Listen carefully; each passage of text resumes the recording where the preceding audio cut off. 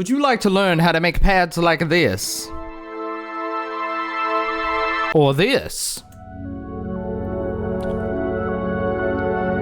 Or even this? Well,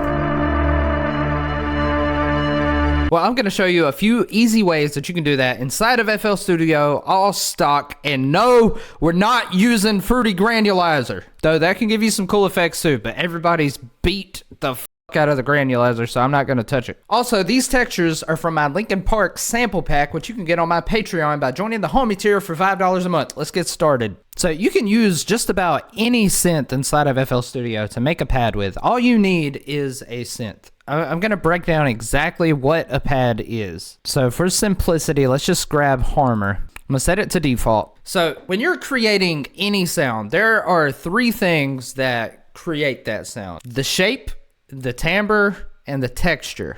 Now, when I talk about shape, I'm usually referring to a volume envelope, which looks like this. Your typical pad is characterized by a long attack and a long release. So we'll set the attack like that. We can probably make it even longer. And the release is actually pretty good where it's at. So now you've already got the shape of your pad now. But it sounds ugly because we need to get into the timbre and the texture. To get different timbres, you really need different waveforms. So in Harmor, you've got a saw and a square. In my experience, a saw is usually going to give you the best results for pads, but I do use a triangle every now and then. So we've already got our timbre and our shape. Now we need the texture. And you provide texture to these pads by different things like distortion, reverb, choruses, just different effects. So we're going to apply a lot of unison. We're going to bring the pan up all the way so that it's as wide as it can possibly be. And I'm going to bring the phase up because it creates this little bit of white noise in the high end that sounds really good. So already it's sounding better. It's beautiful. It's so beautiful. I'm just gonna pencil in a chord so that we can hear what we're doing. Already we have a very good starting place for the pad, but to really make these big, we have to do a little bit of extra work. For one, I think this is too bright, so I'm gonna turn down the cutoff of the low pass. Now from here, you've got the basics of your pad, and you can do all types of things. It's like the world is your oyster at this point. So FL Studio has a really great stock vintage chorus, especially if you're going for like a retro type of pad. And if you hold shift and click the second one, it'll do both presets at the same time. And that's if you want to get like super detuned. Then I'm going to put a Fruity stereo enhancer. I'm going to turn this to about 3 o'clock. And then I'm going to bring this knob to the left at about 9 o'clock-ish. Just to give us some extra width. And then the last thing is just the reverb. And you can use Fruity Reverb too, or you can even use the Convolver if you want to get more interesting textures. So usually for pads, I like to make this pretty wet and turn up the decay time pretty far. Size up all the way, high cut up all the way. And I like to turn the low cut to around 250 to 500, somewhere in there. And for some extra width, you can even turn this separation tool all the way to the left to really make it super duper wide. And the very final thing, we need to sculpt it just a little bit, because with these pads, they can get really crazy in the low mids and mids. And I really just do this by ear. So I just kind of, and sometimes I just dip it out.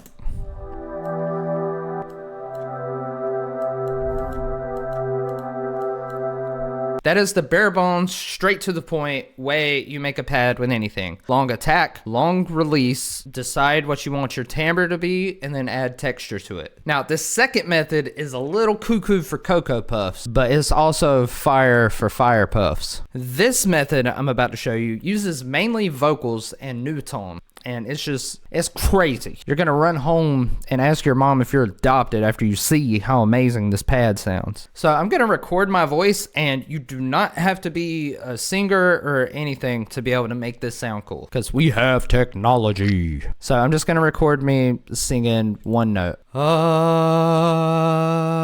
Now I'm just gonna bring this into new tone, and as you can hear, doesn't sound great, but if we turn the center up all the way, variation down a lot, then that'll be strictly in E. And I recommend leaving a little bit of variation in it, because that's gonna give a lot of texture to your pad sound. Now the way we're gonna make this sound so cool is using what's called a format shift, which is basically, it's gonna change the perception of my voice. You can either make it sound like you have a very large throat or a very tiny throat. And the way you do that is just by going to the note and going to these arrows on the right hand side, and you can change it up or down.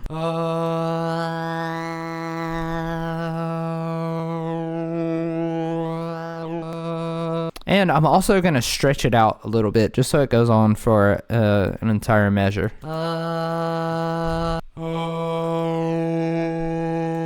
Alright, so I'm just going to drag that into the playlist, and then I'm going to take that same exact recording and do another note with the same voice.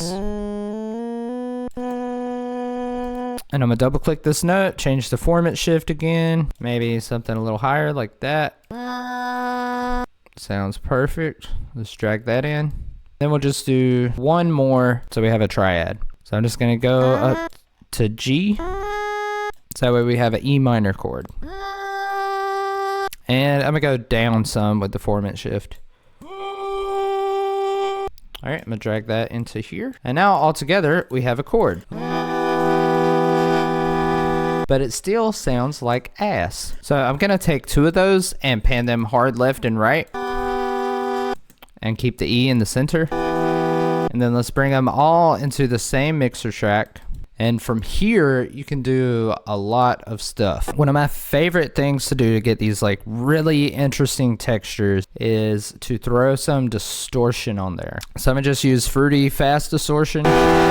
Maybe it's a little too much. Then I'm going to throw on a Fruity Parametric EQ2 and take out some of that high end and some of the low end rumble.